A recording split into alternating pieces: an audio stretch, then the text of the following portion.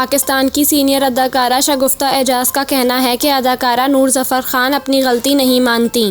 शगुफ्ता एजाज हाल ही में निजी टीवी के प्रोग्राम में शरीक हुईं, जिस दौरान मेज़बान ने अदाकारा से सवाल किया कि वो कौन सी अदाकारा हैं जो ओवर कॉन्फिडेंट हैं।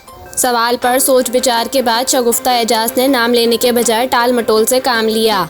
बाद अज़ां मेज़बान ने अदाकारा के सामने कहावत नाच ना जाने आंगन टेढ़ा रखी और सवाल किया कि वो कौन सी अदाकारा या अदाकार हैं जिनसे मुताल्लिक आपको लगता है कि इन्हें काम नहीं आता और वो अपनी गलती दूसरों पर डाल देते हैं।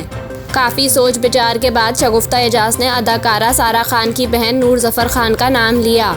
वाज़ेह रहे कि शगुफ्ता एजाज नूर ज़फ़र खान के साथ निजी टीवी के ड्रामे के एक प्रोजेक्ट का हिस्सा रह चुकी हैं। ताहम नूर ने इस ड्रामे से अलहदगी कर ली थी, जिसके बाद नूर ज़फ़र की जगह अदाकारा विश्मा फ़ातिमा को कास्ट किया गया था।